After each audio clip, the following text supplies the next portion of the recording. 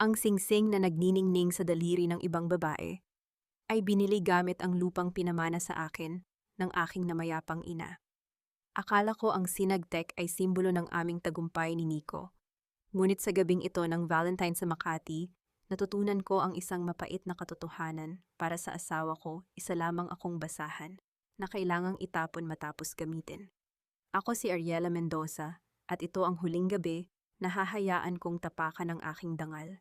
Sino nga ba ang tunay na may-ari ng lahat ng ito? Ang brilyanteng singsing na isinuot niya, sa daliri ng kabit niya, ay binili gamit ang lupang pamana ng aking ina. Sa gabing ito ng Valentine, tinapos ng asawa ko ang aking ilusyon. Para sa kanya, isa lamang akong hamak na basahang madaling itapon. Rumaragasa ang sakit ngunit hindi ako magpapatalo. Ako si Ariela Mendoza. Sino nga ba talaga ang nagmamay-ari ng kapangyarihang tinatamasa nila ngayon? She is nothing but a paper wife, a ghost from my miserable past that I only kept out of pity. Selena, my love, you are the real queen of Sinagtek. You are the only woman who deserves to stand by my side. Ang mga salitang binitiwan ni Nico sa ilalim ng nagniningning na chandelier ng Makati Grand Hotel ay kasing talim ng patalim na ibinaon ng malalim sa dibdib ni Ariela. Nakatayo siya sa pinakadulong bahagi ng bulwagan, nakakubli sa anino ng mga naglalakihang haligi, habang pinapanood ang lalaking pinag-alayan niya ng 10 taon ng kanyang buhay na nakaluhod sa harap ng ibang babae. Naramdaman ni Ariela ang panlalamig na gumagapang mula sa kanyang mga binti paakyat sa kanyang lalamunan. Ang kahon na naglalaman ng mainit-init pang bibingka na sarili niyang niluto mula sa lumang recipe ng kanyang ina ay tahimik na dumausdos mula sa kanyang nanginginig na mga kamay. Lumagpak ito sa makapal na carpet.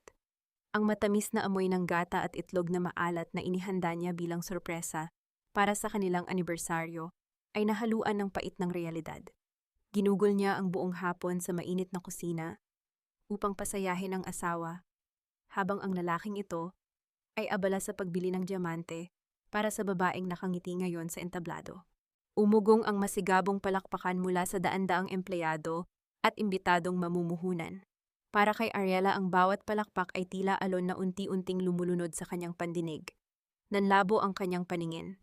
Gusto niyang sumigaw, gusto niyang tumakbo patungo sa entablado upang sampalin ang makapal na mukha ng kanyang asawa, ngunit parang ipinako ang kanyang mga paa sa sahig.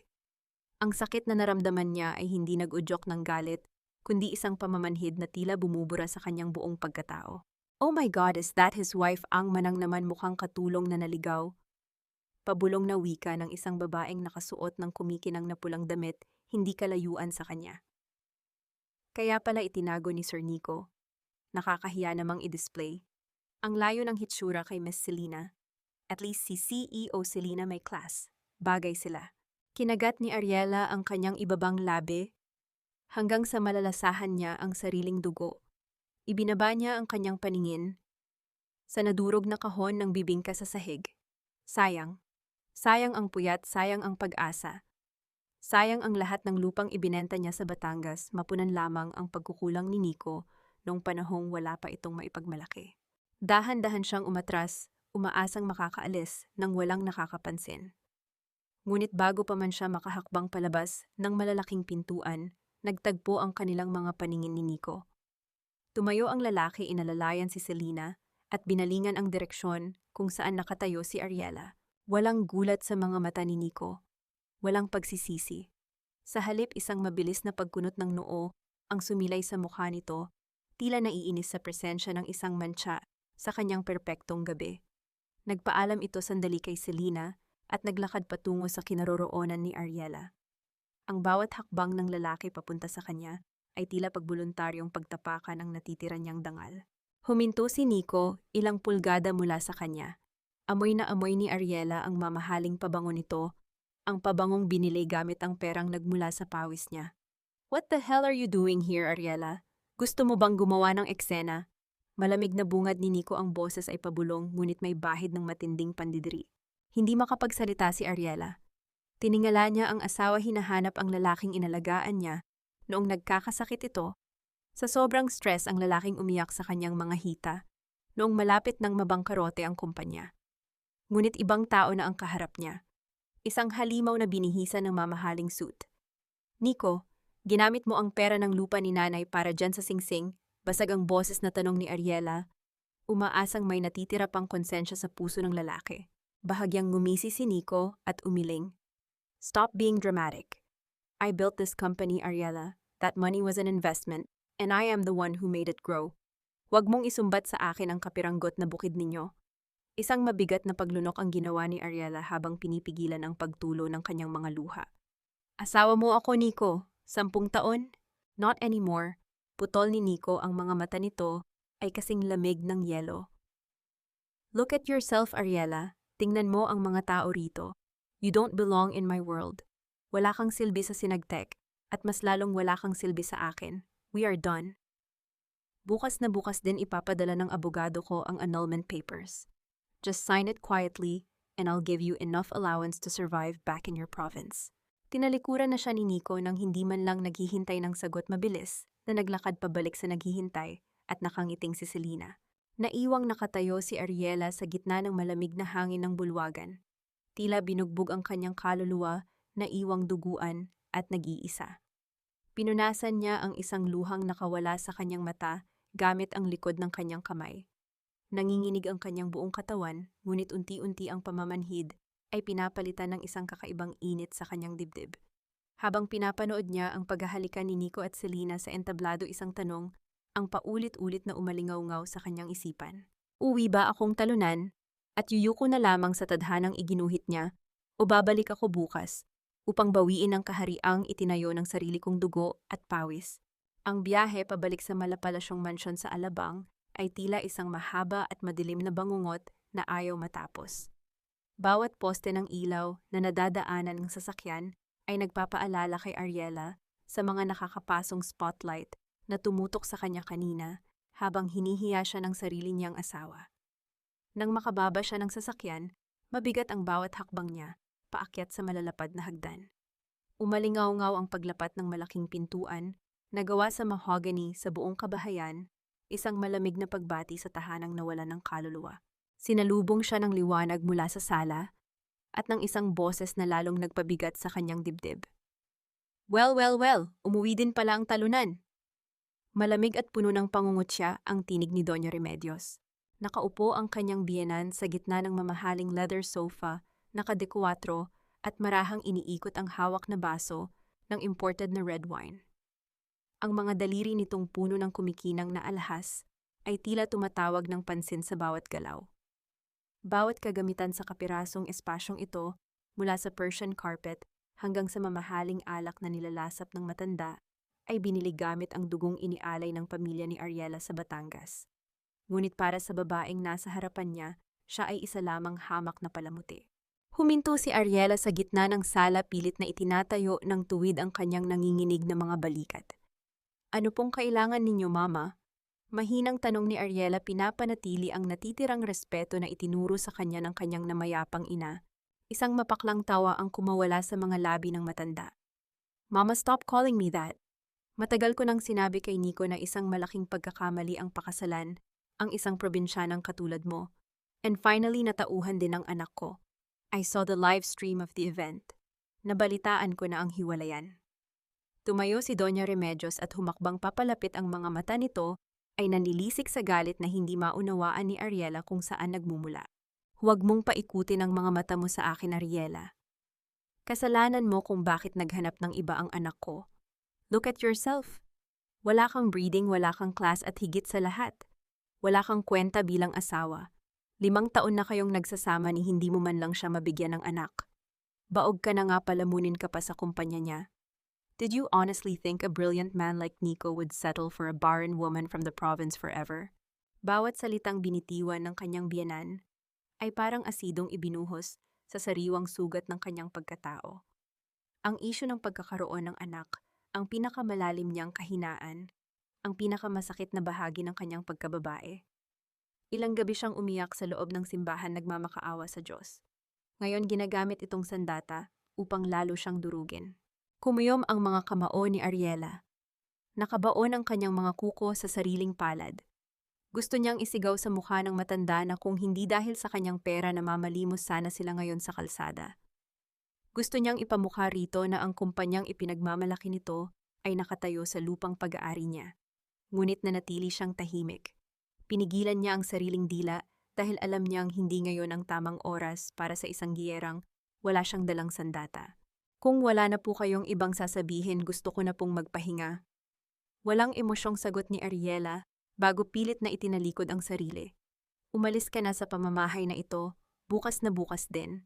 Pahabol na sigaw ni Doña Remedios na umalingaw-ngaw sa buong pasilyo. Wala kang karapatang tumira sa bahay ng anak ko. Ipapadala ko lahat ng basahan mong damit pabalik sa probinsya ninyo. Hindi na lumingon si Ariela.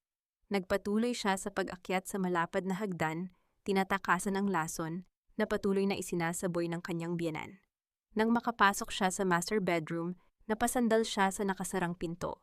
Doon lamang tuluyang bumagsak ang kanyang mga luha. Unti-unti siyang napadaustos pababa sa sahig, yakap-yakap ang sariling mga tuhod. Naisip niya ang kanyang ina. Kailangan niya ng isang bagay na magpaparamdam sa kanya na hindi siya nag-iisa. Isang bagay na mag-uugnay sa kanyang tunay na pinagmulan. Tumayo siya at pilit na inihakbang ang mga paa patungo sa likod ng malaking painting sa pader kung saan nakatago ang personal niyang vault. Nandoon ang nag-iisang pamana na hindi niya ibinenta para kay Nico, ang antigong kwintas na gawa sa perlas ng kanyang lola na ipinasa sa kanyang ina. Iyon na lamang ang natitirang piraso ng kanyang pamilya. Nanginginig ang kanyang mga daliri habang pinipindot ang password. Nag-ilaw ng berde ang makina, hudyat na bukas na ito. Hinila niya ang mabigat na bakal na pintuan, umaasang makikita ang pamilyar na asul na pelos na kahon. Ngunit pagtingin niya sa loob, tila tumigil ang pag-ikot ng kanyang mundo. Nang laki ang kanyang mga mata, habang kinakapa ang malamig, at walang laman na espasyo sa loob ng kahadeyero. Nawawala ang kahon, nawawala ang huling pamana ng kanyang ina, at may isang tao lamang na nakakaalam ng numero ng vault na yon bukod sa kanya. Ang bawat sulok ng silid na dating puno ng mga pangako ay tila naging isang malapad na libingan ng kanyang mga alaala. Paulit-ulit na kinakapa ng mga daliri ni Ariela ang bakanting espasyo sa loob ng vault. Umaasang naglalaro lamang ang kanyang paningin. Ngunit ang malamig na bakal ay hindi nagsisinungaling. Ang huling alaala ng kanyang ina, ang kwintas na perlas na nagsilbing gabay niya sa pinakamididilim na gabi, ay wala na. Bumukas ang pinto ng kwarto. Pumasok si Nico na may bitbit na aura ng tagumpay. Ang kanyang suit ay bahagyang gusot mula sa pagdiriwang kanina. Hindi man lang siya tumingin kay Ariela. Dumiretso siya sa pagtanggal ng kanyang kurbata habang humaharap sa salamin. Nico, nasa ng kwintas ni nanay? Ang tinig ni Ariela ay halos pabulong paos. Mula sa matagal na pag-iyak, ngunit may bahid ng desperasyon na hindi na niya kayang itago. Tumigil si Nico sa paggalaw. Isang mapaklang buntong hininga ang kumawala sa kanya bago siya humarap sa asawa. Ang kanyang mukha ay walang bakas ng pagkahiya. Ibinigay ko na kay Selena, she likes vintage jewelry, at isa pa kailangan ng sinagtek ng dagdag na collateral para sa bagong loan nung nakaraang buwan. It was just sitting there, Ariela. At least now it's being useful. Useful? Napahawak si Ariela sa kanyang dibdib. Pakiramdam niya ay may malaking kamay na sumasakal sa kanyang puso. Pamana iyon ni Nanay Nico. Iyon na lang ang natitira sa akin mula sa Batangas. Matapos kong ibenta ang bukirin natin para sa iyo. Paano mo nagawa iyon? Lumapit si Nico sa kanya, ang kanyang mga mata ay nanlilisik sa inis. Huwag mo akong sumbatan tungkol sa lupang iyon. That land was a wasteland. If it wasn't for my brain and my hard work, Sinagtec wouldn't be here. You only gave the capital, but I gave this company its soul. Hindi mo ba naiintindihan, utang mo sa akin ang buhay na meron ka ngayon? I took you out of that dusty province and made you a Mrs. Valderrama. Sa isang saglit, ang isip ni Ariela ay dinala ng hanging amoy kape pabalik sa nakaraan. Tila bumalik ang kanyang gunita 10 taon na ang nakalilipas sa ilalim ng matatandang puno ng mangga sa Batangas. Naalala niya ang init ng araw sa kanyang balat habang hawak-hawak niya ang pluma upang pirmahan ang paglilipat ng titulo ng kanilang lupa. Ariela, anak, bulong ng kanyang ina noon. Habang nakaupo sa tumba-tumba, ang boses ay mahina, ngunit puno ng pagmamahal. Ang lupang ito ang ating buhay. Huwag mong ibibigay sa taong hindi marunong magpahalaga sa ugat ng kanyang pinagmulan. Ngunit hindi nakinig si Ariela. Mahal niya si Nico. Naniniwala siya sa mga pangarap nito. Ibinigay niya ang lahat, ang kanyang ari-arian, ang kanyang kabataan, ang kanyang boses, lahat para sa isang lalaking ngayoy tinitingnan siya na parang isang basurang nakaharang sa kanyang daraanan. Get out, malamig na utos ni Nico habang itinuturo ang pinto. Ayaw kong makita ang mukha mo rito pagising ko bukas. My lawyer will meet you at the office. Pack your things. And don't you dare take anything that I bought for you. Naiwang nakatayo si Ariela habang lumalabas si Nico patungo sa kabilang kwarto. Ang katahimikan ng mansyon ay tila bumibigat, sumasabay sa bigat ng kanyang bawat paghinga. Kinuha niya ang kanyang lumang bag, ang bag na dala niya noong unang beses siyang lumuwas ng Maynila. Wala siyang dinalang mamahaling alahas o damit. Isang pares ng luma niyang tsinelas at ang larawan ng kanyang ina ang tanging isinilid niya. Habang naglalakad siya pababa ng hagdan, sa gitna ng madilim na hating gabi, isang pamilyar na tunog ang narinig niya mula sa kanyang bulsa. Ang kanyang telepono ay nag-vibrate ng matagal. Sa screen, isang pangalan ang lumarawan na matagal na niyang hindi nakakausap. Attorney Leandro Santos, ang matandang abogado ng kanyang pamilya sa Batangas. Sinagot ni Ariela ang tawag ng may nanginginig na kamay. Attorney, Ariela, pasensya ka na sa abala ng ganitong oras. Ang boses ng matanda ay seryoso at tila may dalang mahalagang balita. Nalaman ko ang nangyayari sa Sinagtec at ang tungkol sa mga balak ni Nico. Nakahanda na ang lahat, anak. Ang mga dokumentong itinago natin 10 taon na ang nakalilipas. Ang tunay na kasunduan bago mo ibinigay ang puhunan. Hindi alam ni Nico na ang 83% ng Sinagtec ay nakapangalan pa rin sa iyo sa ilalim ng isang trust fund na hindi niya pwedeng galawin. Natigilan si Ariela sa huling baitang ng hagdan. Ang kanyang puso na kanina patila patay ay biglang kumitog ng malakas. Attorney, sigurado po ba kayo? Sigurado ako, Ariela. Hinintay ko lang na maging handa ka. Ang tanong ngayon, hanggang kailan mo hahayaang ituring ka nilang anino kung sa katotohanan ikaw ang nagmamay-ari ng liwanag na nagpapatakbo sa kanila?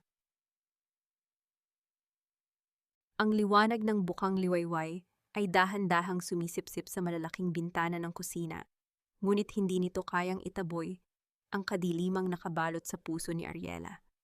Nakasuot siya ng kanyang luma at kupas na apron na suot niya noong itinatayo pa lamang nila ni Nico ang kanilang mga pangarap sa isang maliit at mainit na apartment.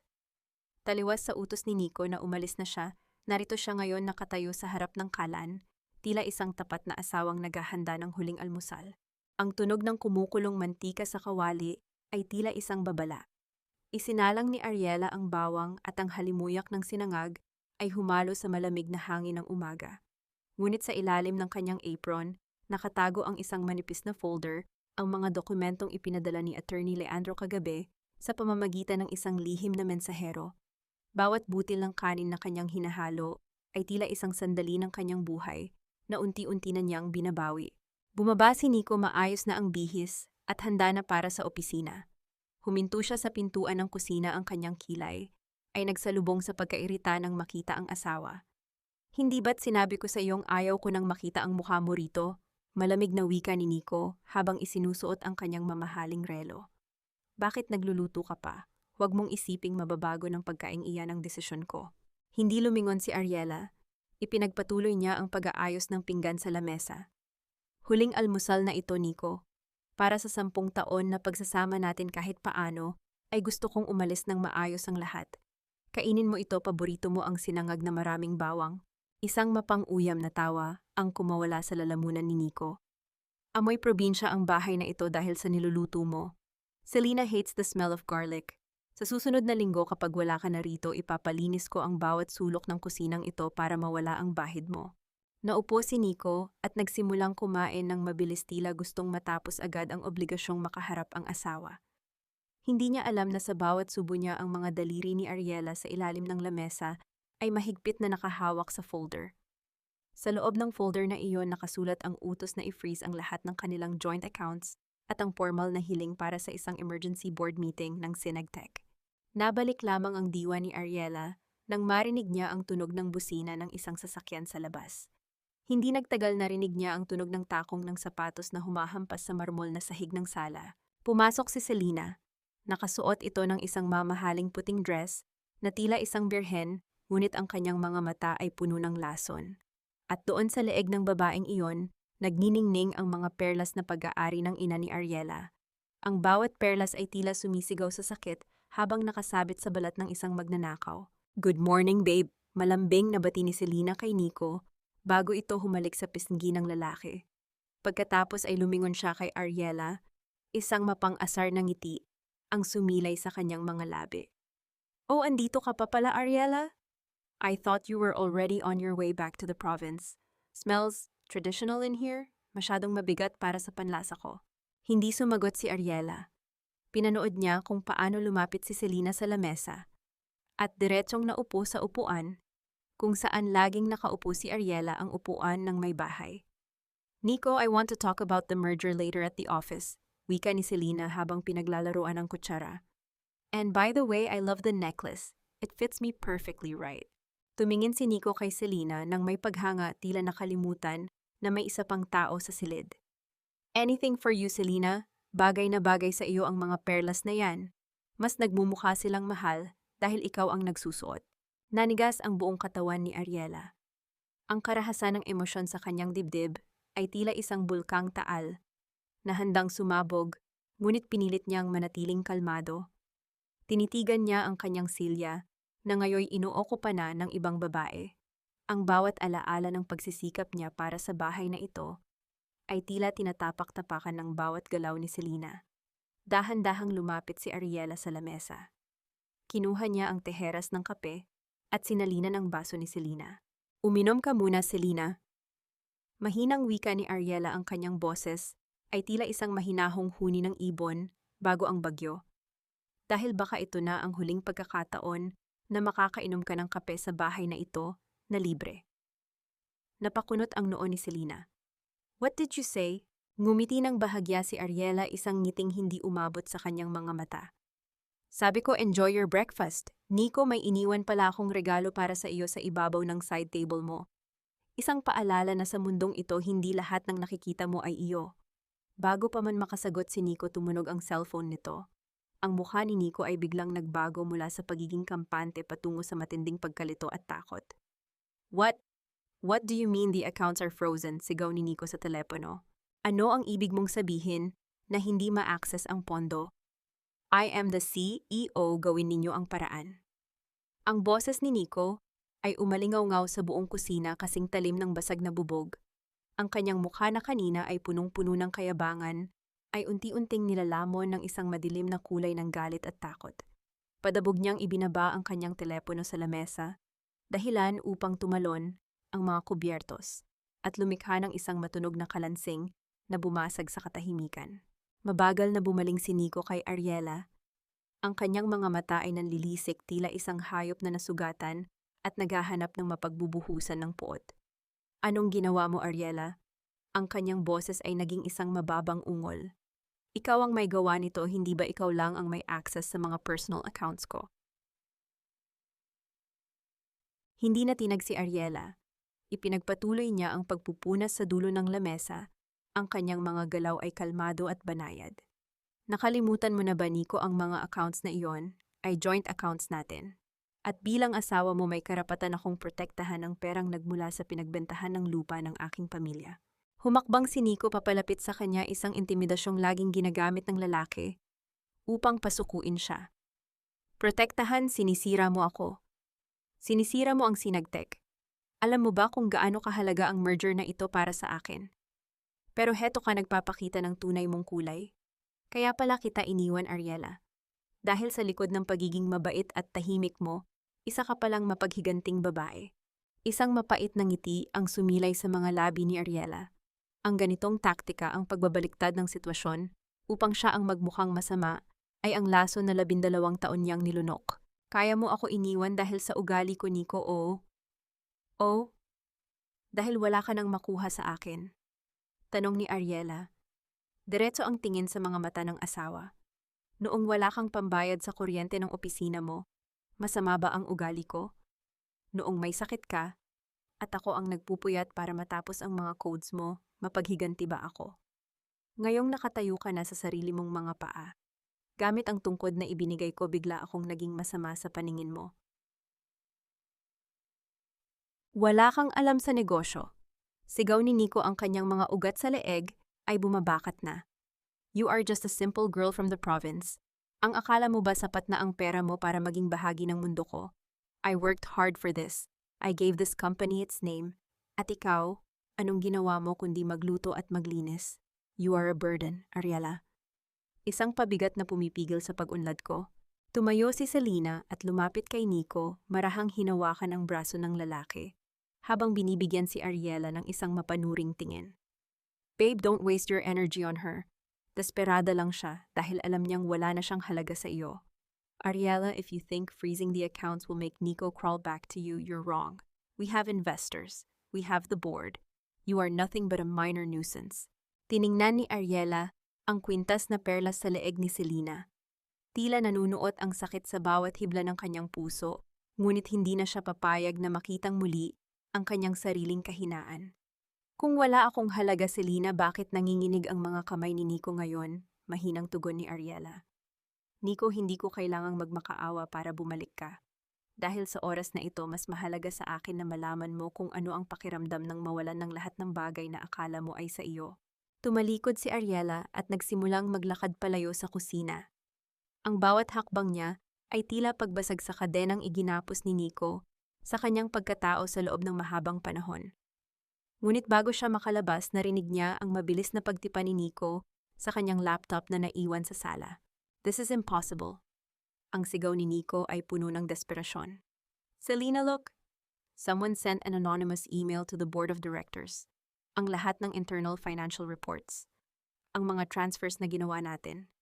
Lahat ng ebidensya ng fund manipulation ay nakalakip dito. Napatigil si Ariela sa may pintuan. Hindi niya nilingon ang asawa, ngunit ramdam niya ang biglang paglamig ng hangin sa loob ng mansyon. Who would do this? Ang boses ni Selena ay nagsimula ng manginig. Nico, if the board sees these documents before the meeting, we are finished. Nabalik ang diwa ni Ariela nang marinig niya ang tunog ng pagbagsak ng isang silya. Sa kanyang isipan, nakikita niya ang bawat piraso ng maskara ni Nico na unti-unting nagkakabira-biro. Ngunit may isang bagay siyang napansin sa email notification na narinig niya mula sa sarili niyang cellphone. Isang mensahe mula sa isang hindi kilalang sender. Hindi ito galing sa kanyang abogado. Hindi ito galing sa kanyang mga kakampi sa Batangas. Ang nilalaman ng mensahe ay 3 salita lamang, simulan na natin. Ang mabigat na pintuang bakal ng mansyon sa Alabang ay tuluyan ng sumara sa likuran ni Ariela.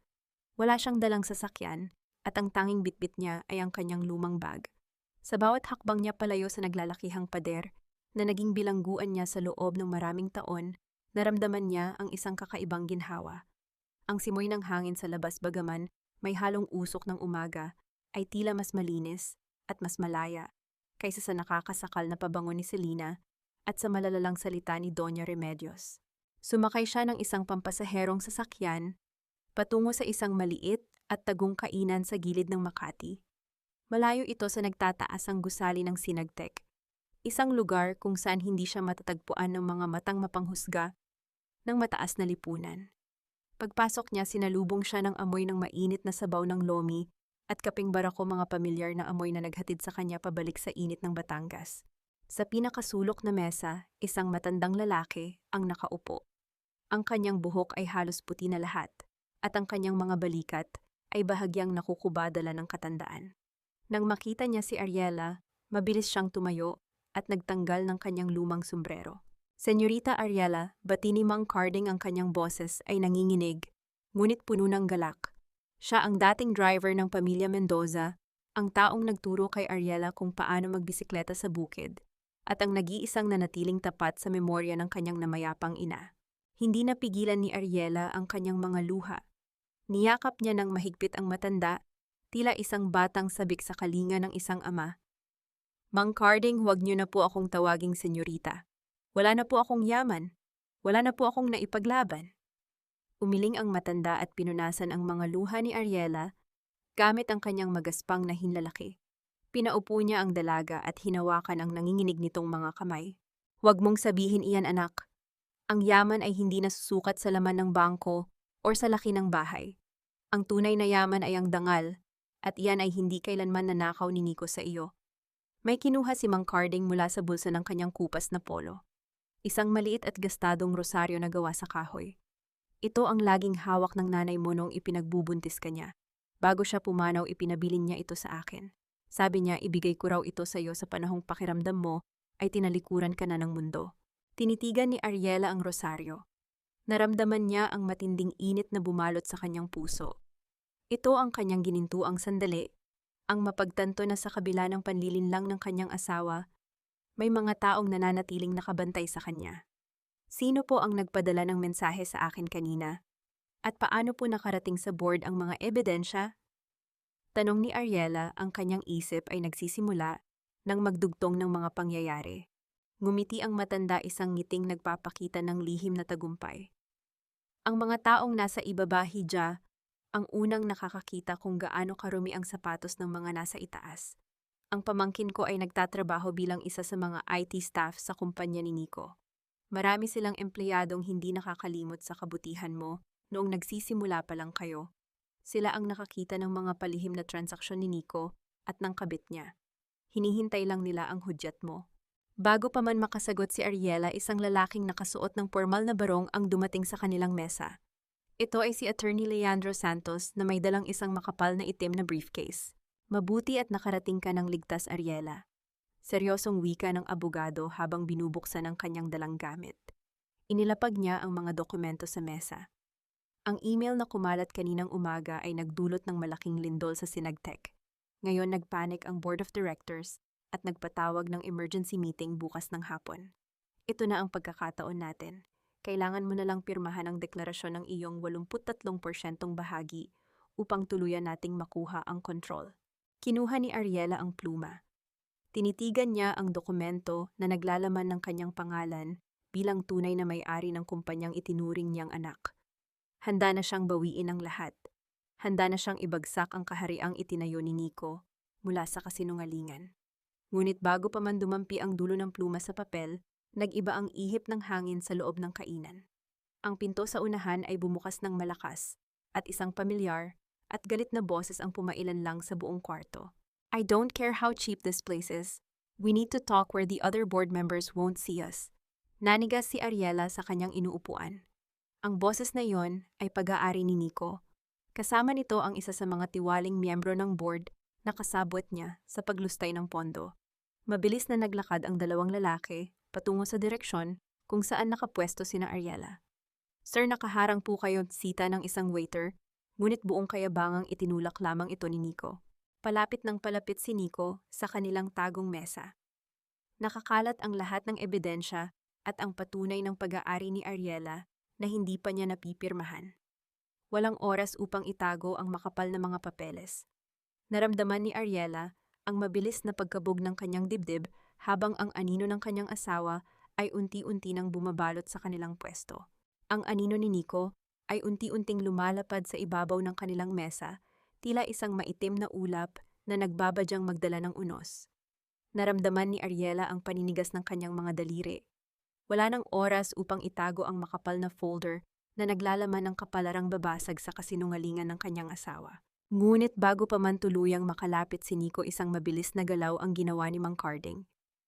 Sinadya ng matanda na tabigin ang nakapatong na mangkok ng mainit na lomi sa gilid ng mesa. Ang kumukulong sabaw at makapal na pansit ay kumalat sa sahig, humarang ng tuluyan sa daanan at lumikha ng isang mapang-abalang eksena. Napatigil si Nico, ang kanyang mukha ay agad na lukot sa matinding pandidiri dahil sa tumalsik na mantika malapit sa kanyang mamahaling sapatos. Sa maikling segundong iyon na nakatuon ang pansin ni Nico sa dumi sa sahig, walang ingay na hinila ni Attorney Leandro ang mga dokumento at isinilid ito sa kanyang itim na briefcase. Ibinaba ng abogado ang kanyang sombrero upang ikubli ang kanyang mukha, nagaanyong isang ordinaryong matanda na kasalo ng dalaga. Iniangat ni Nico ang kanyang paningin at nagtama ang kanilang mga mata ni Ariela. Isang mapaklang ngiti ang gumuhit sa labi ng lalaki. Kaya pala ang lakas ng loob mong umalis nang walang paalam kanina. Nandito ka lang pala nakikipaghalubilo sa mga kauri mo. Malamig at puno ng pag-aalipustang wika ni Nico, ang mga mata nito ay nagpalipat-lipat kay Ariela at sa dalawang matandang kasama nito. Hindi na ako magugulat kung sa mga ganitong lugar ka napulutin pagkatapos ng annulment natin. Tinitigan lamang siya ni Ariela, pinipigilan ang sariling ibunyag na ang matandang nilalait nito ay ang abogadong magbabaon sa kanya sa hukay ng pagkasira. "What do you want, Nico?" Mahinahon. Ngunit matigas na tanong ni Ariela. "Umuwi ka sa mansyon ngayon din. My mother wants to personally supervise your packing," ang utos ni Nico habang pinapagpag ang dulo ng kanyang pantalon. Gusto niyang makasiguro na walang kahit anong mamahaling kagamitan ang isasama mo pabalik sa probinsya ninyo. "Go. Ayaw kong makita ang mukha mo kapag umuwi ako mamayang gabi."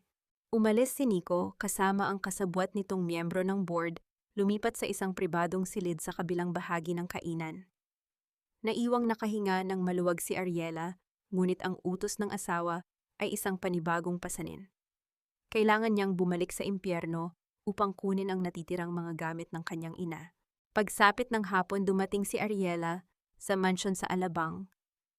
Ikinagulat niya ang pambihirang ganda ng pagkakaayos ng kabahayan. Ang mga mamahaling bulaklak ay nakapalamuti sa bawat sulok, at ang malambing na tugtog ng piano ay umaalingaw-ngaw sa paligid. Isa itong maliit at eksklusibong salo-salo para sa mga piling kaibigan ni Selena, isang pagtatangkang pagandahin ang imahe ng CEO sa gitna ng eskandalong unti-unting lumalabas sa opisina. Paakyat na sana si Ariela sa hagdan nang harangin siya ni Doña Remedios. "At saan mo balak pumunta?" Mataray na tanong ng matanda. Hawak nito ang isang itim na apron na karaniwang isinusuot ng mga kasambahay. Inihagis niya ito ng marahas sa dibdib ni Ariela. "Nag-day off ang dalawa nating katulong. Wala kang karapatang magpahinga habang nakatira ka pa sa pamamahay ko at kumakain ng pagkain namin. Magbihis ka. Iserve mo ang mga bisita ni Selena sa sala. Mama, nandito lamang ako para kunin ang mga gamit ko tulad ng utos ni Nico." Pakiusap ni Ariela, pilit kinakalma ang nag-iinit na damdamin. "Huwag mo akong masagot-sagot. Magiging asawa na ng anak ko si Selena at kailangan niyang ipakita sa mga kaibigan niya na maayos ang pamamalakad sa bahay na ito. Kung hindi mo gagawin, ipapasunog ko ang lahat ng damit mo sa likod bahay," banta ni Doña Remedios, bago ito mayabang na naglakad pabalik sa mga panauhin. Sa halip na umiyak, isang malalim na paghinga ang pinakawalan ni Ariela. Sinuot niya ang apron. Sa isip niya ito na ang huling araw na magpapakumbaba siya sa mga taong ito, bukas lahat sila ay luluhod sa kanya. Hawak ang isang pilak na tray na puno ng mamahaling pulang alak, naglakad si Ariela patungo sa gitna ng sala. Naroon si Selena nakasuot ng kumikinang na bestida, napapalibutan ng kanyang mga kaibigang nag-uusap sa wikang Ingles at nagtatawanan. "Oh, speaking of the past, look who's here," nakanggising wika ni Selena nang makita si Ariela. Tiningnan siya nito mula ulo hanggang paa, tila sinusuri ang isang nabubulok na bagay. "Girls, meet Ariela, Nico's, well, ex-wife. She's helping out today." Ang bait niya, di ba? Nagsipagtawanan ang mga babae, tinatakpan ang kanilang mga bibig, habang nagpapasaring ng mga mapanghusgang tingin. "She looks so provincial," bulong ng isa, ngunit sinadya itong lakasan upang marinig ni Ariela. How did Nico even survive living with someone like her? Nanatiling tuwid ang likod ni Ariela. Inilapit niya ang tray upang makakuha sila ng inumin. "Your wine, Miss Selena." Malamig na wika ni Ariela, ang paningin ay tuwid at hindi nagpapakita ng takot. Kumuha si Selena ng isang baso ng alak. Ngunit bago pa man makalayo si Ariela, isang sinadyang pagkumpas ng kamay ang ginawa ng bagong reyna ng Sinagtec.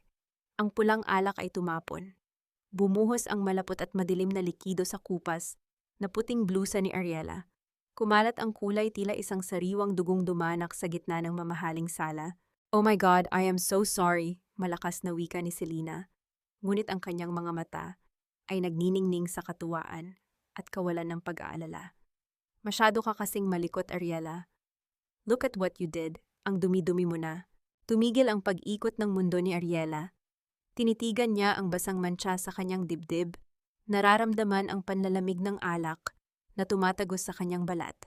At sa sandaling iyon, kasabay ng palihim na pagtawa ng mga tao sa paligid, naramdaman ni Ariela ang isang bagay na matagal na niyang ibinaon. Hindi na ito lungkot. Hindi na ito pagpapaubaya. Ito ay ang paggising ng galit. Ang malamig na alak ay dahan-dahang tumutulo mula sa puting tela ng kanyang blusa pababa sa makintab na marmol na sahig. Tila mga patak ng luha ang pulang likido, subalit sa pagkakataong ito, Walang luhang lumabas mula sa mga mata ni Ariela, ang mahinang tawanan ng mga bisita, at ang mapang-uyam na paghingi ng tawad ni Selena ay umalingaw-ngaw sa kanyang pandinig. Ngunit tila nag-iba ang anyo ng mga ito. Hindi na ito isang parusa na kailangan niyang tiisin. Ito ay naging gasolina na nag-alab sa natutulog niyang dangal. Inaasahan nilang yuyuko siya. Inaasahan nilang tatakbo siyang umiiyak patungo sa kusina, habang tinatakpan ang mantsa ng kanyang kahihiyan. Ngunit dahan-dahang iniangat ni Ariela ang kanyang paningin. Ang kanyang mga mata na laging nakatungo at puno ng pagpapaubaya ay ngayoy kalmado, madilim at kasing talim ng punyal. Itinuwid niya ang kanyang likod, inayos ang kanyang mga balikat, at tinitigan si Selena ng may nakakapangilabot na katahimikan. "Why are you looking at me like that?" Nainis na wika ni Selena, bahagyang umatras ng maramdaman ang kakaibang bigat sa titig ni Ariela. "Sinabi ko na ngang aksidente, di ba? You're just a maid here for today. Clean it up." Lumikha ng matunog na kalansing ang pilak na tray nang sadyang bitawan ito ni Ariela sa sahig. Ang tunog ng bakal na humampas sa marmol ay nagpatigil sa tawanan ng mga bisita. Bumalot ang nakakabinging katahimikan sa buong sala. "Hindi ko lilinisin ang dumi mo, Selena," kalmado ngunit maring wika ni Ariela. Ang kanyang boses ay hindi nanginginig. "Sa katunayan, dapat mo nang sulitin ang bawat patak ng alak na iyan. Enjoy the wine while you can. Dahil malapit na ang araw na kahit tubig sa bahay na ito, hindi mo na kayang bilhin." Nagsinghap ang mga kaibigan ni Selena. Ang mukha ng bagong reyna ng Sinagtech ay namula sa matinding galit. "How dare you speak to my guest that way?" Sumingit si Doña Remedios, mabilis na lumapit at dinuro ang mukha ni Ariela. "Wala kang utang na loob. Palamunin ka na nga lang, ikaw pa ang may ganang magmataas. Ang utang na loob ay ibinibigay sa mga taong may ginawang kabutihan, mama." Sagot ni Ariela, hindi inaalis ang tingin kay Selena.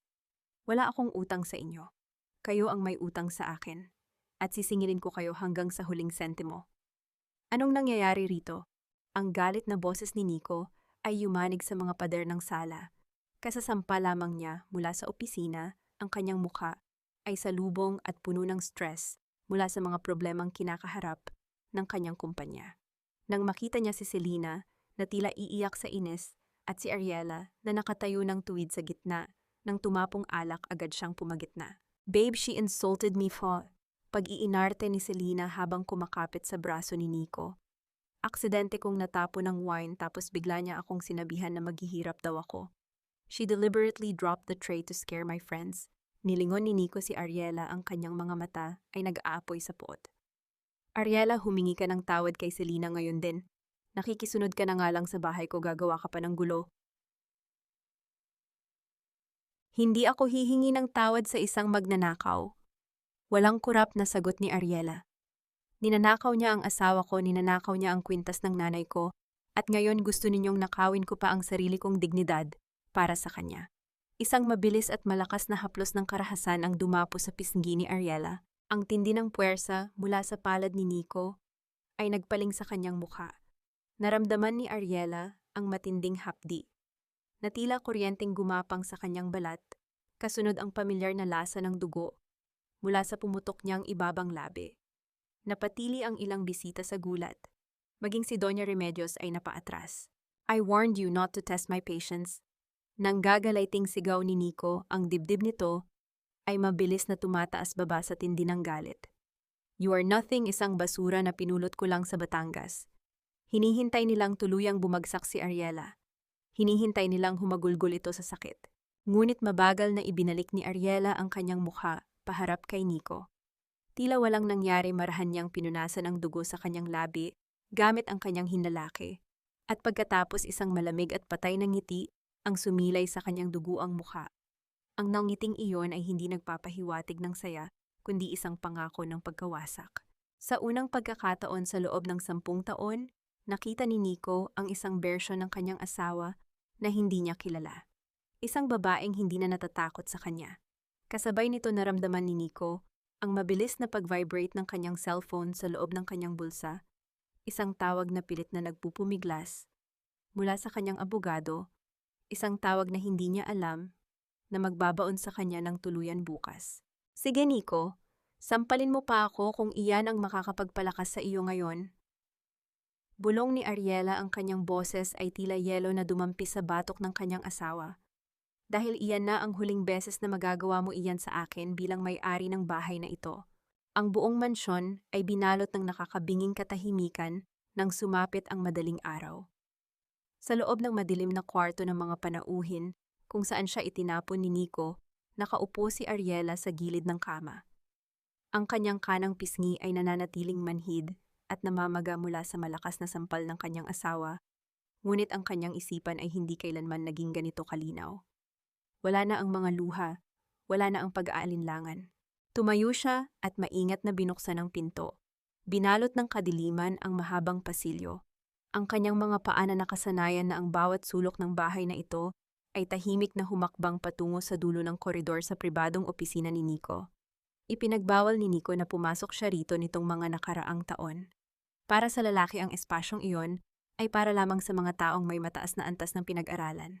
Nakalimutan ni Nico na noong nagsisimula pa lamang ang sinagtek si Ariela, ang nag-aayos ng kanyang mga gusot na code at nagbabalanse ng kanilang kakarampot na pondo. Dahan-dahan niyang pinikot ang malamig na seradura. Hindi ito nakakandado. Marahil ay masyadong tiwala si Nico na walang sino man ang maglalakas loob na pasukin ang kanyang teritoryo, lalo na ang asawang itinuturing niyang mangmang.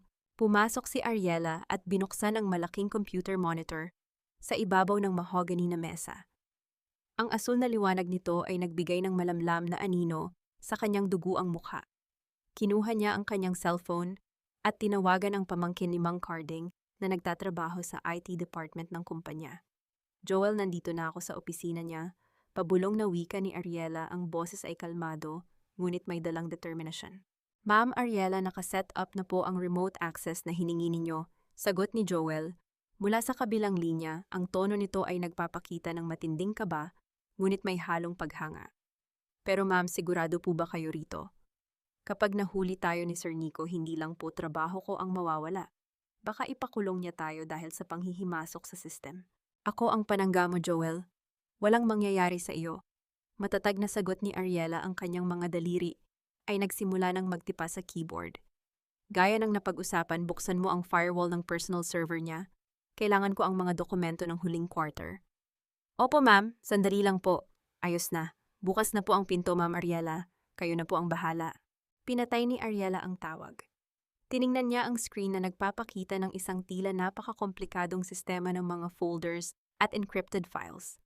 Ngunit para kay Ariela, ito ay isang bukas na libro. Ang mabilis at walang kagatol-gatol na paggalaw ng kanyang mga daliri sa keyboard ay patunay ng isang katalinuhang matagal na ibinaon sa ilalim ng imahe ng isang simpleng may bahay. Unti-unting lumitaw sa screen ang mga lihim na itinatago ni Nico. Kumuyom ang mga kamao ni Ariela nang mabuksan niya ang folder na may pangalang Project Paraiso. Sa loob nito ay ang mga bank transfer receipts patungo sa isang offshore account sa Cayman Islands. Hindi lamang basta ninakaw ni Nico ang pondo ng Sinagtech. Sistematiko niya itong inililipat sa isang dummy corporation na nakapangalan kay Selena.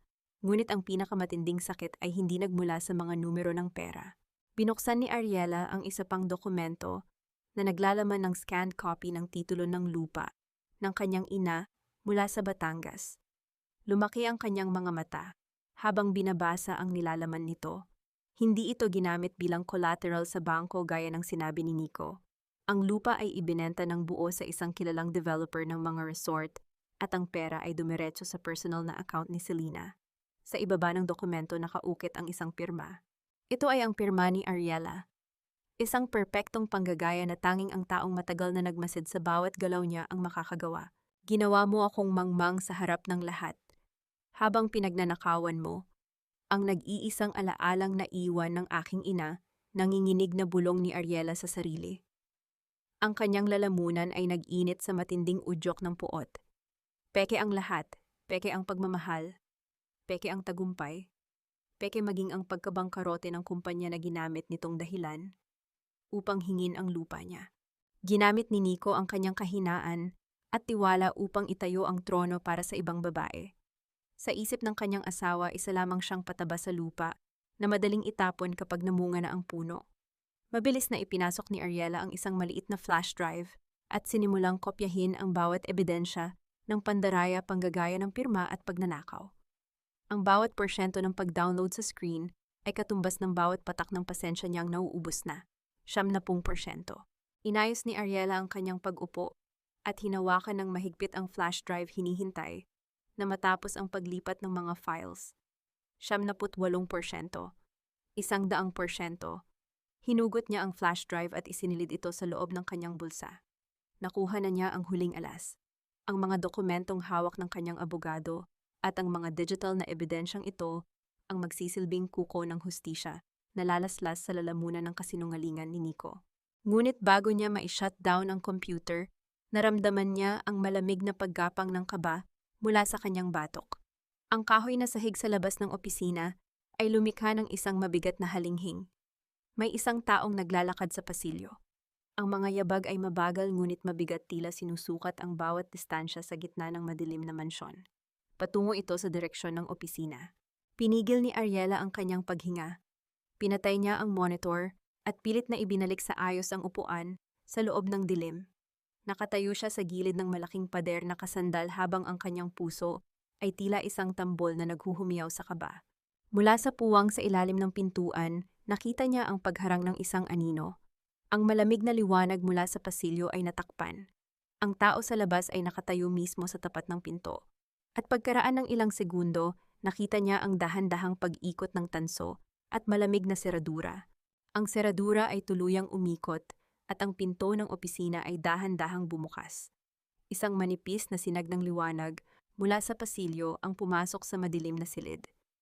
Napapikit si Ariela, pilit na isinasiksik ang kanyang sarili sa pagitan ng makapal na kurtina at ng pader. Hinahawakan ng mahigpit ang flash drive sa kanyang bulsa, na tila ito ang nag-iisang bagay na nagpapanatili sa kanyang buhay. Ang pumasok ay si Nico. Hawak nito ang kanyang cellphone at ang malamlam na liwanag mula sa screen ay nagbigay ng nakakatakot na anyo sa kanyang mukha. Galit na galit ang kanyang mga mata at maririnig ang mabibigat nitong paghinga habang mabilis na lumapit sa mesa upang maghanap ng ilang papeles. "Damn it, where's that file?" Bulong ni Nico sa kanyang sarili, ang boses ay puno ng stress. Marahas niyang binalasa ang mga folder sa ibabaw ng mesa. Sa kaba ni Ariela, naramdaman niya ang malamig na pawis na gumuguhit sa kanyang likod. Kung hahakbang si Nico ng kaunti pa patungo sa bintana, makikita niya ang bulto ng katawan ni Ariela sa likod ng kurtina. Ngunit bago pa man magawi ang tingin ng lalaki sa kanyang direksyon, biglang umilaw ang cellphone nito. Ang marahang pag-vibrate ng aparato sa loob ng tahimik na silid ay tila isang malakas na hiyaw sa pandinig ni Ariela. Tiningnan ni Nico ang screen at marahas na nagmura. "Attorney Cruz, why are you calling at this hour? May problema ba sa merger?" Mabilis na tumalikod si Nico at lumabas ng opisina habang sinasagot ang tawag. Marahas na hinila ang pinto nang hindi na nililingon ang loob. Napasandal si Ariela sa pader, dahan-dahang pinakawala ng hangin na matagal niyang ipiniit sa kanyang dibdib. Nang masiguro niyang wala na ang mga yabag ng asawa, mabilis siyang lumabas at bumalik sa kanyang kwarto. Ligtas siya. Sa ngayon. Kinabukasan ng gabi, bago ang makasaysayang board meeting ng Sinagtech, binalot ng marangyang selebrasyon ang mansyon sa Alabang. Naghanda ng isang espesyal na hapunan si Doña Remedios para ipagdiwang ang merger na magaganap bukas ng hapon. Para sa kanila, ang email leak na naganap kahapon ay isa lamang maliit na issue na kaya nilang takpan ng pera at koneksyon. Sa gitna ng hapagkainan na puno ng mamahaling kristal at gintong kandila, nauupo sina Nico Salina at Doña Remedios. Sila ay nagtatawanan habang nilalagok ang mamahaling champagne. Sa kabilang banda, si Ariela ay tahimik na nakatayo malapit sa kusina, nakasuot ng simpleng damit, nag-aabang sa bawat utos na parang isang anino. "Nico, pagkatapos ng pirmahan bukas, kailangan nating magpa-press conference," wika ni Selena habang marahang hinahawakan ang kamay ni Nico. "Gusto kong malaman ng buong Manila na ang Sinagtech at ang Arguelles Group ay iisa na. At syempre ang opisyal na pagpapakilala sa atin bilang mag-asawa. Siyempre babe, I've already handled the board." Naniniwala silang gawa-gawa lang ng baliw kong asawa ang mga kumalat na dokumento. Nakangising sagot ni Nico, sabay baling ng tingin kay Ariela na nooy lumapit upang lagyan ng tubig ang kanilang mga baso. "Tingnan mo nga siya. Mukhang tanggap na niya ang kapalaran niya pagkatapos ng sampal ko kahapon. Hindi man lang makatingin ng diretso. Mabuti naman at natuto ka ring sumunod, Ariela," pambabastos ni Doña Remedios habang kumukuha ng pagkain. Salamat naman at masarap ang pagkain na niluto mo ngayong gabi. Isipin mo na lang na ito ang huling gabi ng pagtira mo sa marangyang bahay na ito. Maglingkod ka ng maayos para naman may magandang rekomendasyon ka kapag nag-apply ka bilang katulong sa iba. Hindi natinag si Ariela habang isinasalin ang malamig na tubig sa baso ng kanyang biyenan at ni Selena. Tinitigan niya ang 3 taong nasa harapan niya, mga taong nagpapakasasa sa kayamanan habang tinatapakan ang kanyang pagkatao. Sa unang pagkakataon, hindi siya nakaramdam ng galit. Ang naramdaman niya ay awa. Awa para sa mga bulag na hindi nakikita ang kanilang sariling bitag. Masarap ba ang pagkain, Nico? Mahinahong tanong ni Ariela, ang kanyang boses ay walang anumang bahid ng takot o galit. Napakunot ang noo ni Nico sa biglaang pagtatanong ng asawa. Yes, bakit? Mabuti naman, bulong ni Ariela habang dahan-dahang ibinababa ang pitsel. Dahil gusto kong maalala ninyo ang lasa ng hapunan na ito, inumin ninyo ang tubig. Mahaba at nakakapagod ang araw ninyo bukas. Anong ibig mong sabihin? Singhal ni Selena, ngunit tinalikuran na sila ni Ariela at naglakad patungo sa kanyang kwarto upang ihanda ang kanyang lumang bag. Pagpasok niya sa kanyang silid, kinuha niya ang larawan ng kanyang ina at maingat na isinilid ito. Tumingin siya sa labas ng bintana, tanaw ang naglalakihang gusali ng Makati kung saan nakatayo ang Sinagtech. Bumukas ang pinto ng kanyang kwarto ng marahas. Pumasok si Nico at ihinagis sa ibabaw ng kama ang isang makapal na dokumento. Pirmahan mo ito ngayon gabi, Ariela. Malamig na utos ni Nico habang itinuturo ang annulment papers. I don't want any drama tomorrow. Pirmahan mo iyan o sisiguraduhin kong kahit isang kusing ay wala kang makukuha sa akin. Tiningnan ni Ariela ang dokumento. Pagkatapos ay tumingin siya ng diretso sa mga mata ng kanyang asawa. Isang dahan-dahang pagtango ang kanyang ibinigay. Pipirmahan ko ito, Nico, bulong ni Ariela habang hawak ang pluma. Bukas magugulat ang buong Pilipinas. Ang sikat ng araw sa Makati ay sumasalamin sa naglalakihang salamin ng gusali ng Sinagtech. Sa 25 palapag sa loob ng malawak at marangyang boardroom, ang hangin ay napupuno ng amoy ng mamahaling kape, katad na upuan, at ang amoy ng tagumpay na inaasahan ni Nico at Selena. Nauupo si Nico sa kabisera ng lamesa, tuwid ang likod at may malawak na ngiti sa kanyang mga labi. Sa kanyang tabi ay si Selena na nakasuot ng isang eleganteng pulang corporate dress na tila ipinapakita ang kanyang pamumuno. Sa harap ng 10 miyembro ng Board of Directors, nakahain ang mga dokumento para sa opisyal na merger ng Sinagtech at Arguelles Group. Hawak ni Nico ang kanyang gintong pluma. Ito ang sandali na kanyang pinakahihintay, ang tuluyang pag-akyat sa rurok ng kapangyarihan, habang ang kanyang dating asawa ay malamang na nag-iimpake na ngayon pabalik sa probinsya. Ladies and gentlemen of the board, panimula ni Nico, ang kanyang boses ay puno ng kumpiyansa. Today we are not just signing a merger, we are creating an empire. With the integration of Arguelles Group, Sinagtech will dominate the Southeast Asian tech industry. Let us sign the future. Inilapit ni Nico ang pluma sa papel. Ngunit bago pa man dumampi ang tinta sa puting pahina, ang malaking salaming pinto ng boardroom ay dahan-dahang bumukas. Ang tunog ng marahang pag-slide ng pinto ay sapat na upang mapalingon ang lahat ng naroon. Unang pumasok si Attorney Leandro Santos. Ang kanyang tindig, bagaman may edad na, ay nagtataglay ng isang awtoridad na hindi mapapasubalian. Kasunod niya, isang hakbang sa kanyang likuran, ay isang babaeng nagpatigil sa paghinga ng lahat ng miyembro ng board. Ito ay si Ariela. Hindi na siya ang babaeng nakasuot ng kupas na apron at amoy bawang mula sa kusina ng Alabang. Nakasuot siya ng isang formal at napaka-eleganteng navy blue suit na perpektong nakalapat sa kanyang katawan. Ang kanyang buhok ay maayos na nakapusod at ang kanyang kanang pisngi, bagaman may bahagyang pamamaga na natatakpan ng makeup, ay nagtataglay ng isang nakakapangilabot na ganda at kapangyarihan. Ang kanyang mga mata na dating puno ng lungkot ay ngayoy kasing lamig at kasing talim ng kristal. Napitlag si Nico, muntik nang mabitawan ang kanyang hawak na pluma. Ariela, what the hell are you doing here, guard? Bakit nakapasok ang babaeng ito rito? Mabilis na tumayo si Selena, ang kanyang mukha ay nabalot ng galit at gulat. Ariela, may natitira ka bang hiya? This is a private board meeting. Huwag mong dalhin ang drama ng pakikipag-anol mo rito sa opisina. Hindi sila tiningnan ni Ariela. Dire-diretso siyang naglakad patungo sa kabilang dulo ng mahabang lamesa katapat mismo ni Nico. Ang bawat taktok ng kanyang sapatos sa sahig ay tila isang pagbilang ng huling sandali ng kaligayahan ng kanyang asawa. Sino ang nagsabi sa inyong wala akong karapatang pumunta rito? Mahinahon ngunit mariing wika ni Ariela. Ang kanyang boses ay umaling-awngaw sa buong silid walang bakas ng takot. I am the CEO, Ariela. At ako ang may-ari ng kumpanyang ito, sigaw ni Nico habang idinuduro ang asawa.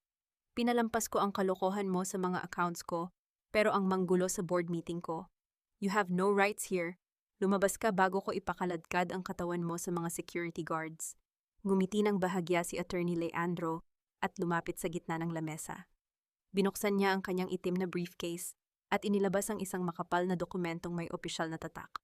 Attorney Valderrama, bago mo ipakaladkad ang aking kliyente, iminumungkahi kong basahin mo muna ito. Seryosong wika ng abogado habang ipinapadulas ang dokumento patungo sa gitna ng lamesa. Ayon sa orihinal na kasunduan ng pagsisimula ng Sinagtec, 10 taon na ang nakalilipas ang pondong ginamit bilang kapital ay nagmula sa trust fund ng pamilya Mendoza, ang pamilya ng iyong asawa. Anong kalokohan ito, Ning? Singhal ni Nico ngunit pilit nitong binuksan ang dokumento. Hindi iyan kalokohan, sir, patuloy ni Attorney Leandro. Sa ilalim ng batas ng Pilipinas at ng nakasaad na kasunduan sa Batangas Registry of Deeds, ang pagbebenta ng lupa na ginamit mong kapital ay may kasamang kondisyon 83% of the mother shares of Sinagtec ay mananatiling pag-aari ni Ariela Mendoza bilang sole investor. Ikaw ay binigyan lamang ng 17% bilang managing director. At sa oras na mapatunayan na may naganap na panloloko sa pondo ang kapangyarihang mamuno, ay babalik sa may-ari ng nakararaming shares. Napatayo ang ilang miyembro ng board. Nagsimulang umugong ang mabilis na bulungan sa buong silid. Tiningnan ni Nico ang mga pahina ng dokumento. Nang makita niya ang pamilyar na pulang selyo ng Batangas Registry of Deeds at ang kanyang sariling pirma sa lumang kasunduan, na akala niya ay nawala na sa baha noong nakaraang dekada, ang lahat ng kulay sa kanyang mukha ay biglang naglaho. Naging kasing puti siya ng papel na kanyang hawak at ang kanyang mga kamay ay nagsimulang manginig ng hindi niya mapigilan. Peke ito, peke ang lahat ng ito. Ang sigaw ni Nico ay gumaralgal sa loob ng tahimik na boardroom. Ang kanyang mukha ay basang-basa ng malamig na pawis habang marahas niyang inihagis ang mga papeles sa lamesa. Tumingin siya sa mga miyembro ng board na ngayon nakatitig sa kanya ng may pagdududa at pag-aalangan. Huwag kayong maniwala sa babaeng ito. She is just a bitter, desperate housewife who wants to ruin my reputation. Gawa-gawa lang nila ang dokumentong iyan upang pigilan ang pag-unlad ng Sinagtec. Mabilis na sumang-ayon si Selena bagaman maririnig ang panginginig sa kanyang boses. Yes, members of the board, this is a clear case of corporate sabotage. We are about to sign a multi-million merger. Huwag nating hayaang masira ang kinabukasan ng kumpanya dahil sa selos ng isang babaeng walang alam sa negosyo. Nanatiling nakatayo si Ariela sa dulo ng lamesa, tila isang estatwa ng hustisya na hindi natitinag ng hampas ng hangin. Marahan niyang inilabas ang itim na flash drive mula sa kanyang bulsa at iniabot ito kay Attorney Leandro. Nico, matagal ko nang alam na mababa ang tingin mo sa akin. Mahinahong panimula ni Ariela, ang boses ay may dalang isang kapangyarihang nagpatahimik sa buong silid. Ngunit ang pinakamalaking pagkakamali mo ay ang isiping ang pananahimik ko ay nangangahulugan ng kawalan ng talino. Isinaksak ni Attorney Leandro ang flash drive sa terminal ng boardroom projector. Sa isang saglit, ang malaking screen sa likod ni Nico ay umilaw. Lumitaw sa screen ang mga detalyadong bank transactions mula sa Cayman Islands, ang mga peking invoices at ang mga dokumento ng pagbebenta ng lupa sa Batangas. Ngunit ang pinakanakakagulat sa lahat ay ang paglabas ng mga larawan ng orihinal na pirma ni Ariela katabi ang ginamit ni Nico sa pagbebenta ng lupa, isang malinaw, malaki at hindi maipagkakailang panggagaya. My God, Nico. What is this? Bulong ni Director Alcantara, ang pinakamatandang miyembro ng board, habang nakatitig sa screen nang may matinding galit. Inilipat mo ang pondo ng kumpanya sa personal account ng Arguelles Group at ginamit mo ang pirma ng asawa mo para ibenta ang sarili niyang lupa nang walang pahintulot. This is not true. I can explain. Nauutal na tugon ni Nico. Humakbang siya pabalik, ang kanyang likod ay sumandal sa malamig na salamin ng bintana. Nawalan din ng lakas si Selena. Ang kanyang mapagmataas na tindig ay unti-unting gumuho habang nakikita ang sarili niyang pangalan na nakasulat bilang co-owner ng Dummy Corporation na ginamit sa paglipat ng mga nakaw na pondo. Bilang may-ari ng 83% ng Sinagtec, mariing idineklara ni Ariela habang nakatitig ng diretso sa nangangatog na si Nico. Formal kong tinatanggal si Nico Valderrama bilang Chief Executive Officer at Managing Director ng kumpanyang ito, at tinatapos ko na rin ang anumang negosasyon para sa merger sa Arguelles Group. Ariela, please, huwag mong gawin ito. Pagmamakaawa ni Nico, ang kanyang boses ay naging isang mahinang pakiusap. Ang kanyang kayabangan ay tuluyan nang natunaw, pinalitan ng isang desperadong takot. Asawa mo ako, pinaghirapan natin ito. Pinaghirapan ko, Nico, pero ninakaw mo, malamig na sagot ni Ariela. Bago pa man makasagot si Nico, ang mga pinto ng boardroom ay muling bumukas. Ang tunog ng mabibigat at sabay-sabay na yabag ng mga sapatos ay pumuno sa silid. Pumasok ang 4 na opisyal ng National Bureau of Investigation, nakasuot ng kanilang mga formal na tsapa. Ang nangungunang opisyal ay lumapit sa mesa at humarap kina Nico at Selena habang may hawak na isang pirasong papel na may opisyal na tatak ng korte. Mr. Nico Valderrama, Ms. Selena Arguelles. Seryosong wika ng opisyal habang inilalabas ang mga bakal na posas. May hawak kaming warrant of arrest para sa inyong dalawa, para sa mga kasong estafa through falsification of public documents at grand larceny. Sumama kayo sa amin ng matiwasay. Habang binabalot ng malaking eskandalo ang buong Makati, dahil sa pagkakadakip kina Nico at Selena, ang katahimikan sa loob ng mansyon sa Alabang ay tila isang maling akala.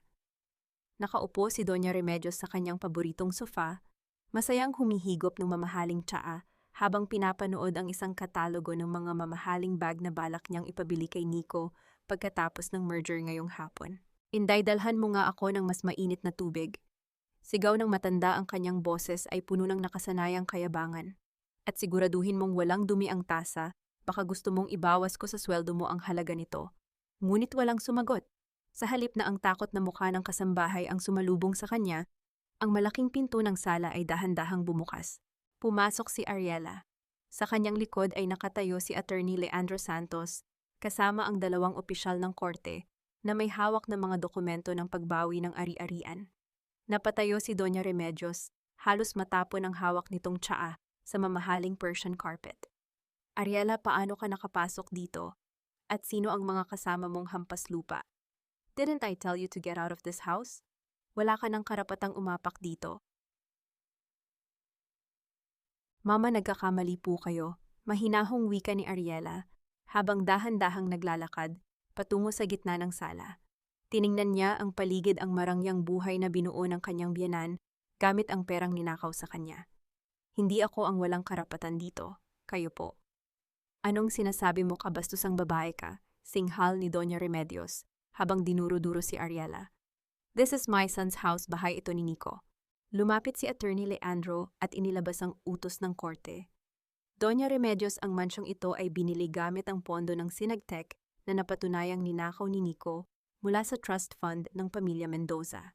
Sa ilalim ng Asset Preservation Order ng korte ang bahay na ito, at ang lahat ng nakapaloob dito ay formal nang ibinalik sa tunay na may-ari, si Ariela Mendoza.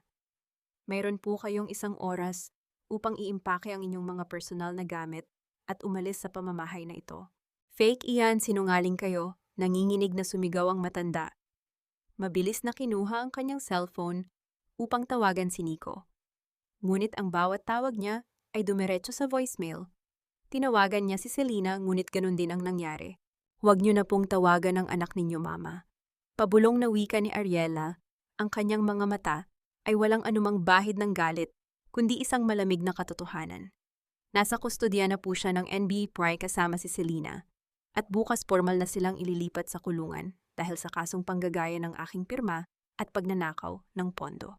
Nabitawan ni Doña Remedios ang kanyang cellphone. Lumikha ito ng mapurol na tunog sa sahig, habang ang matanda ay dahan-dahang napaupo sa sofa. Ang kanyang mukha na kanina ay puno ng kayabangang elitista, ay biglang naging kasing puti ng abo. Ang kanyang buong mundo, ang kanyang karangyaan, at ang anak na kanyang ipinagmamalaki ay gumuho sa loob lamang ng isang saglit. Inilabas ni Ariela ang isang malaking itim na trash bag mula sa kanyang bulsa at inilapag ito sa lamesa katabi ng tasa ng tsaa ng matanda. Gaya po ng sinabi ninyo sa akin kagabi, ipapapak ko ang mga gamit ninyo. Wika ni Ariela gamit ang parehong mga salitang ginamit ng matanda upang hiyain siya. Ngunit dahil mabait ako, binigyan ko kayo ng isang oras upang gawin ito ng mag-isa. Pagkatapos niyan, ang mga sheriff na po ang magtatapon ng mga gamit ninyo sa labas. Nang makita ng matanda ang mga sheriff na nagsisimula ng magkabit ng court seal sa mga mamahaling pinto ng mansyon, tuluyan nang nawala ang kanyang natitirang yabang. Ang takot na maiwan sa kalsada, ang takot sa kahirapan, at ang katotohanang wala na siyang matatakbuhan ay tuluyang bumasag sa kanyang matigas na puso. Dahan-dahang dumausdos si Doña Remedios mula sa sofa pababa sa sahig. Gumapang siya patungo sa paanan ni Ariela, ang kanyang mga kamay ay nanginginig habang pilit na humahawak sa dulo ng pantalon ng kanyang dating menopausang tinawag na baog at walang silbi. Ariela, maawa ka sa akin. Pagmamakaawa ng matanda ang kanyang boses ay puno ng hikbi at panginginig. Ako ay matanda na, may sakit sa puso, wala akong matutuluyan. Kahit sa maliit na kwarto na lang sa kusina, hayaan mo akong manatili rito. Patawarin mo ako sa lahat ng mga nasabi ko sa iyo. Pakiusap, Ariela. Tiningnan ni Ariela ang kanyang dating biyenan na nakaluhod sa kanyang paanan, basang-basa ng sarili nitong mga luha. Naalala niya ang bawat sampal, bawat pagtawag sa kanya na walang silbi at ang kawalan ng awa ng matandang ito noong pilitin siyang magsilbi bilang katulong sa harap ng mga kaibigan ni Selena. Dahan-dahang inihakbang ni Ariela ang kanyang mga paa pabalik dahilan upang mabitawan ng matanda ang kanyang hawak. Walang pag-aalinlangan niyang tinalikuran si Doña Remedios habang ito ay patuloy na umiiyak sa malamig na marmol ng sala. Ang awa, mama, ay ibinibigay lamang sa mga taong marunong ding maawa. Huling bulong ni Ariela bago tuluyang lumabas ng mansyon patungo sa kanyang bagong simula. Ang ingay ng Makati at ang nakakasakal na hangin ng Alabang ay unti-unting napalitan ng tahimik na huni ng mga ibon at ng sariwang amoy ng basang lupa mula sa mga bukirin ng Batangas. Sa bawat pag-ikot ng gulong ng sasakyan patungo sa kanyang pinagmulan, naramdaman ni Ariela na tila unti-unting natatapyas ang mabigat na semento na bumalot sa kanyang puso sa loob ng 10 taon. Pumunta si Ariela sa maliit na sementeryo sa tuktok ng burol kung saan nakahimlay ang kanyang ina. Ang damo sa ibabaw ng puntod ay marahang sumasayaw sa ihip ng hangin ng hapon. Inilapag niya ang isang pumpon ng sariwang bulaklak ng jasmine, ang paboritong bulaklak ng kanyang ina, na may matamis at banayad na halimuyak. Dahan-dahan siyang lumuhod sa mamasamasang lupa, hindi nag-aalala kung madumihan man ang kanyang damit. Hinaplos ng kanyang mga daliri ang malamig na marmol na may nakaukit na pangalan ng kanyang ina. Inait pabulong na panimula ni Ariela ang kanyang boses ay nanginginig ngunit walang luha. Nabawi ko na po ang lupa natin. Hindi ko po hinayaang tuluyan nilang tapakan ang dangal ng pamilya natin. Pero, bakit ganito? Bakit pakiramdam ko po ay may malaking bahagi pa rin ng pagkatao ko ang naiwan sa Maynila? Bumuga ang isang malakas na hangin, tila isang marahang yakap na sumasagot sa kanyang katanungan. Sa kauna-unahang pagkakataon, napagtanto ni Ariela na ang tunay na labanan ay hindi ang pagkuha ng 83% ng sinagtek o ang pagpapatalsik kay Nico. Ang tunay na labanan ay ang pagpapatawad sa kanyang sarili sa pagpapahintulot na manatili siya sa isang relasyong unti-unting pumatay sa kanyang kaluluwa sa ngalan ng pagmamahal. Dumating si Mang Carding dala ang isang maliit na bolo na ginagamit niya sa paglilinis ng paligid ng puntod. Tumayo siya sa tabi ni Ariela, ang kanyang mga mata ay puno ng pag-unawa. Ang sugat, anak, kapag nagsisimulang maghilom, talagang makati at masakit. Mahinahong wika ng matanda habang nakatingin sa malawak na taniman ng kape sa ibaba. Ibig sabihin niyan, buhay ka pa. Ibig sabihin naghihilom na ang bawat sugat na iniwan ng nakaraan. Huwag mong madaliin ang sarili mo, Ariela. Ang lupa ng Batangas ay matagal na natuyot, pero tingnan mo ngayon. Unti-unti na namang sumisibol ang mga bagong dahon. Ngumiti si Ariela at pinunasan ng dumi sa kanyang mga kamay. Tumayo siya at humarap sa matanda, nararamdaman ang isang kakaibang kapayapaan na matagal nang ipinagkait sa kanya. Salamat po, Mang Carding. Kundi dahil sa inyo baka hanggang ngayon ay naglilingkod pa rin ako sa mga taong walang pagpapahalaga sa akin.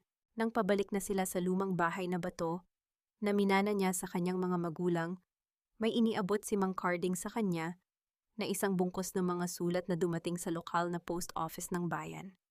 May mga sulat na dumating para sa iyo, Hija. Karamihan ay mula sa mga bangko at sa abogado mo, wika ng matanda. Ngunit may isa riyan, iba ang pinagmulan. Kinuha ni Ariela ang mga sulat at pumasok sa loob ng bahay. Naupo siya sa tabi ng bintana, kung saan ang huling sinag ng araw ay nagbibigay ng gintong liwanag sa silid. Isa-isa niyang tiningnan ang mga sobre. Napatigil ang kanyang mga daliri sa isang marumi at bahagyang lukot na sobre. Walang selyo ng mamahaling kumpanya, walang formal na tatak. Ngunit ang sulat kamay sa unahan ay pamilyar na pamilyar sa kanya ang sulat kamay na gumawa ng mga tula para sa kanya noong sila ay nagsisimula pa lamang at ang parehong sulat kamay na ginamit upang pekein ang kanyang pirma. Sa likod ng sobre nakasulat ang nagpadala Nico Valderrama, Camp Bagong Diwa, Taguig City. Naramdaman ni Ariela ang biglang pagbagal ng pintig ng kanyang puso habang hawak ang sulat na nagmula sa loob ng piitan ng kanyang asawa. Pakisuyong bumisita ka kahit isang beses lang, Ariela. Ikaw lang ang makakapagligtas sa akin sa impyernong ito. Ang mga salitang nakasulat sa lukot na papel ay patuloy na gumuguhit sa isipan ni Ariela habang naglalakad siya sa mahaba at madilim na pasilyo ng Camp Bagong Diwa. Ang amoy ng disinfectant pawis at kalawang ay nanunuot sa paligid, isang malaking kaibahan sa mabangong buhay na nakasanayan nila sa Alabang. Hindi pumunta si Ariela rito upang maghigante. Hindi siya pumunta upang kutyain ang kanyang asawa. Pumunta siya dahil alam niyang upang tuluyang maghilom ang kanyang sugat, kailangan niyang harapin ang halimaw na matagal nang naging dahilan ng kanyang mga takot. Naupo siya sa harap ng isang makapal na salamin na naghahati sa silid ng mga dalaw. Pagkaraan ng ilang minuto, bumukas ang mabigat na pintuang bakal sa kabilang panig. Pumasok si Nico. Napatigil si Ariela sa kanyang paghinga nang makita ang anyo ng asawa. Wala na ang makintab na suit, ang maayos na gupit ng buhok, at ang mapagmataas na tindig ng isang CEO. Nakasuot ito ng kupas na dilaw na uniforme ng bilanggo. Ang kanyang mukha ay payat, may maiitim na bilog sa ilalim ng mga mata, at ang kanyang mga balikat ay nakakuba na tila pasan ang buong bigat ng kanyang mga kasalanan. Nang makita ni Nico si Ariela, mabilis nitong kinuha ang telepono sa gilid ng salamin. Agad din namang itinapat ni Ariela ang kanyang hawak sa kabilang linya. Ariela, alam kong darating ka.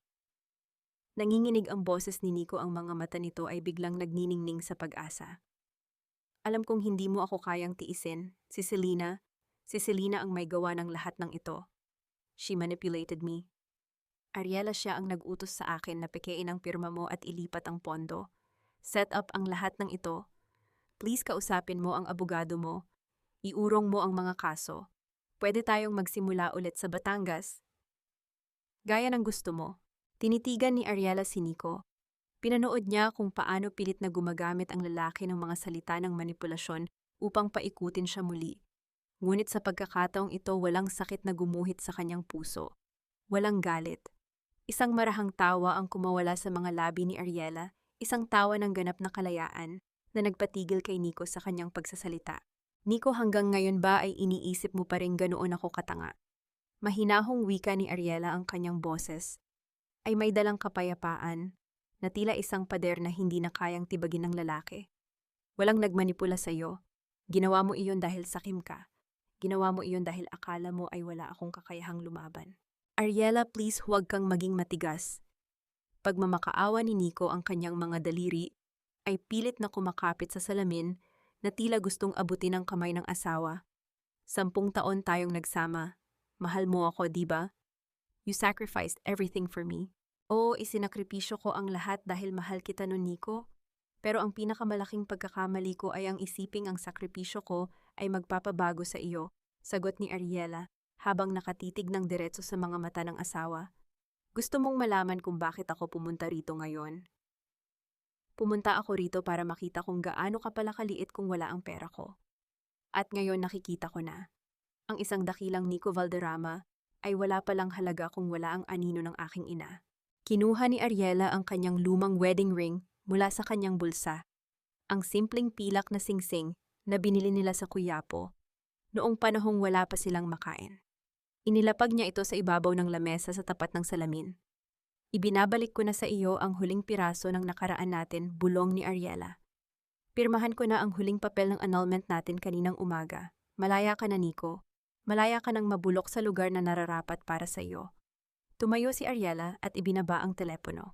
Nang makita ni Nico na dahan-dahang tumatalikod ang asawa tuluyan nang nawala ang kanyang katinuan. Hinarap niya ang salamin gamit ang kanyang mga kamao, lumikha ng isang paulit-ulit at mapurol na tunog ng paghampas habang isinisigaw ang pangalan ni Ariela sa loob ng tahimik na silid.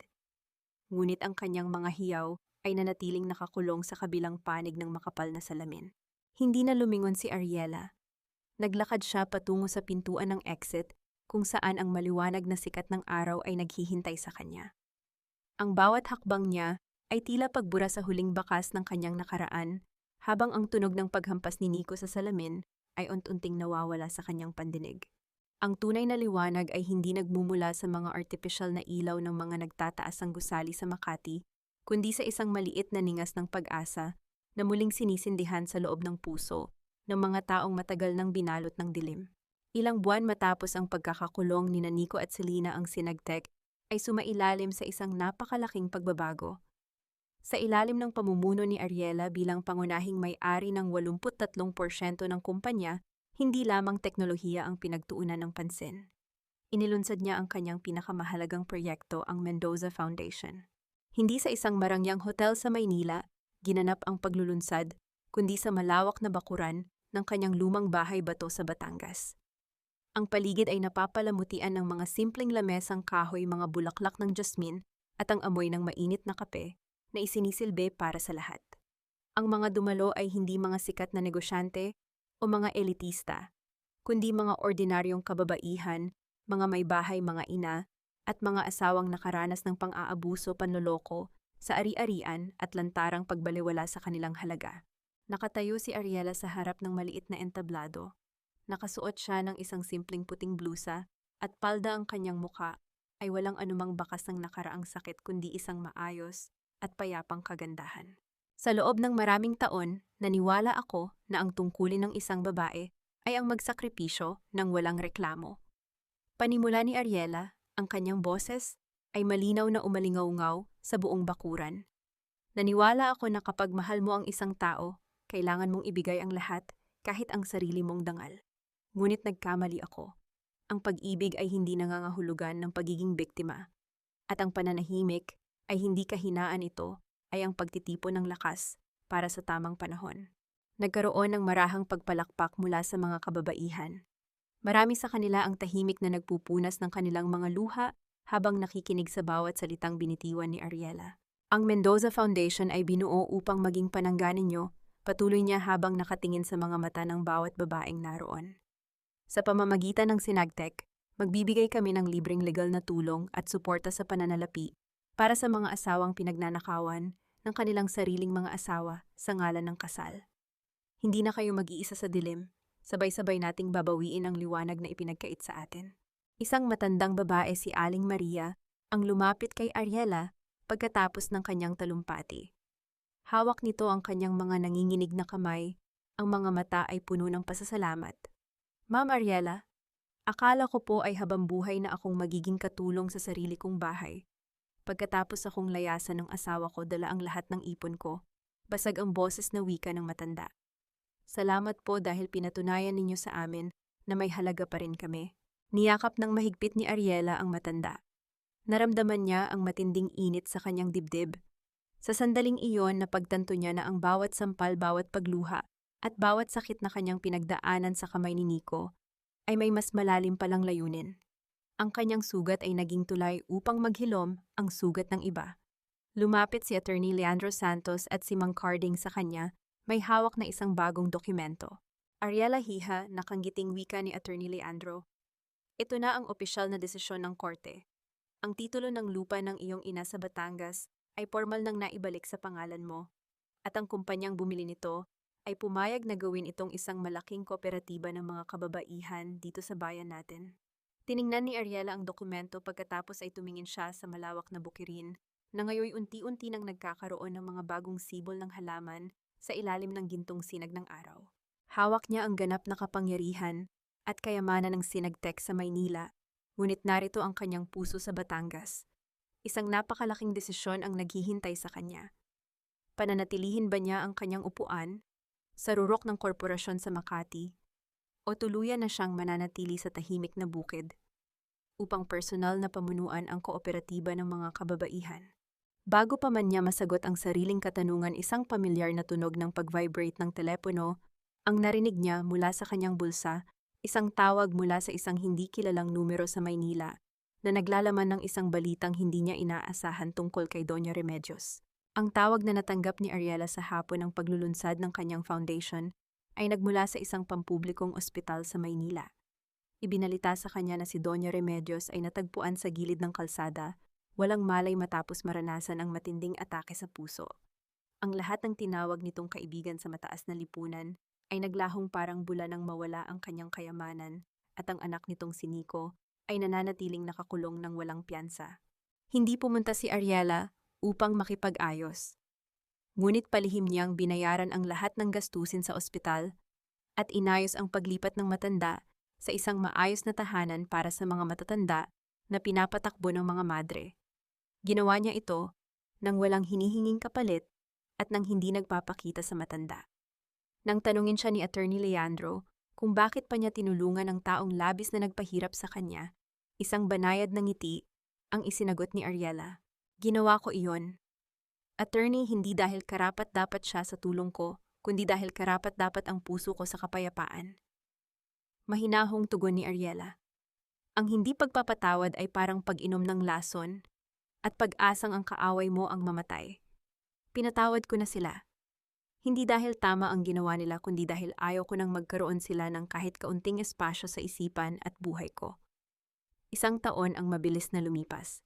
Sa ilalim ng malilim na dahon ng mga puno ng kape sa Batangas, nakaupo si Ariela sa beranda ng kanyang lumang bahay bato. Ang hangin ng hapon ay nagdadala ng malamig na haplos at ng matamis na halimuyak ng mga bulaklak ng jasmine na ngayoy malalagong sumisibol sa paligid.